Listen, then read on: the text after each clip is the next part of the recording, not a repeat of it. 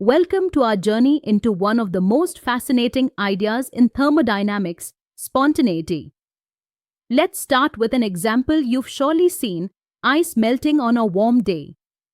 Imagine you place an ice cube on a table at room temperature. It melts on its own without you doing anything. You don't have to push it or heat it with a lighter. This process happens naturally, all by itself. But the reverse doesn't happen. Water on your table doesn't spontaneously turn into an ice cube.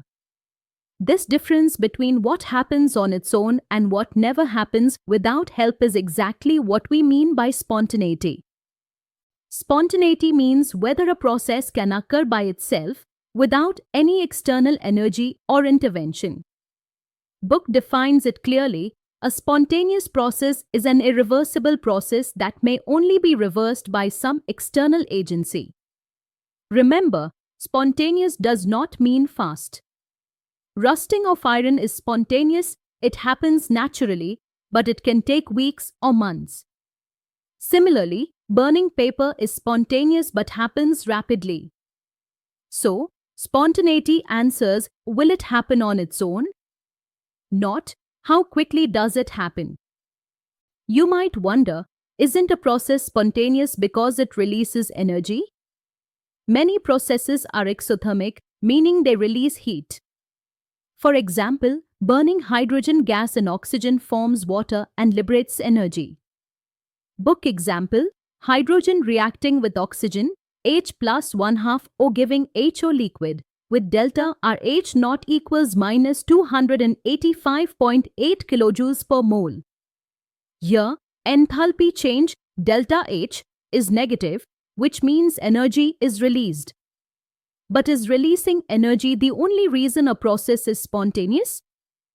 Sometimes, even if a process absorbs heat, it still happens on its own.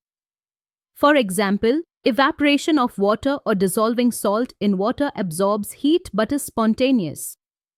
This is because of another important quantity, entropy, symbol S. Entropy measures disorder or randomness. When you dissolve salt, ions spread out randomly, entropy increases. According to the second law of thermodynamics, in an isolated system, the total entropy always increases during a spontaneous process.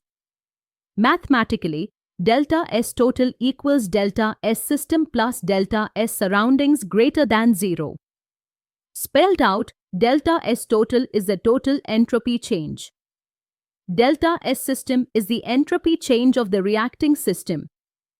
Delta S surroundings is the entropy change of the surroundings. But most chemical reactions happen at constant temperature and pressure.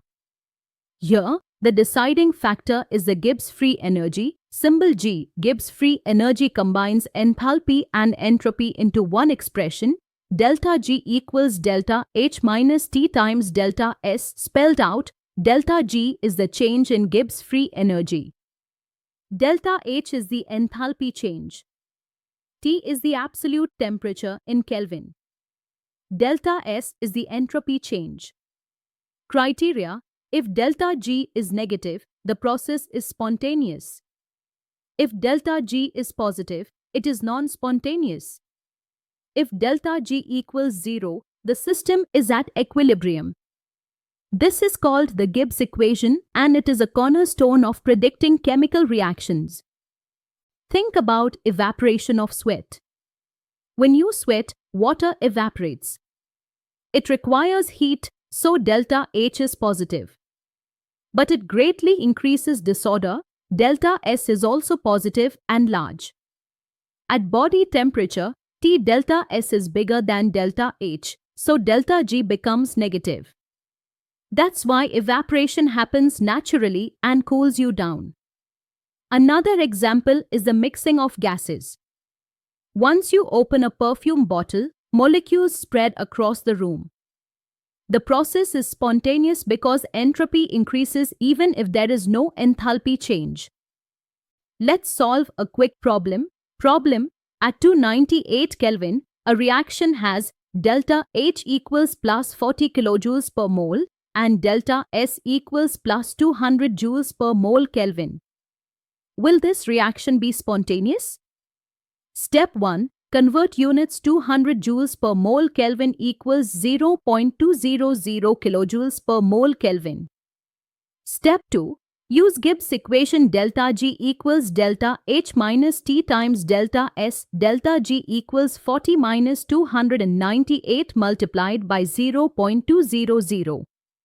Calculate 298 times 0.200 equals 59.6 kilojoules. So, delta G equals 40 minus 59.6 equals minus 19.6 kilojoules per mole. Since delta G is negative, the reaction is spontaneous at 298 Kelvin.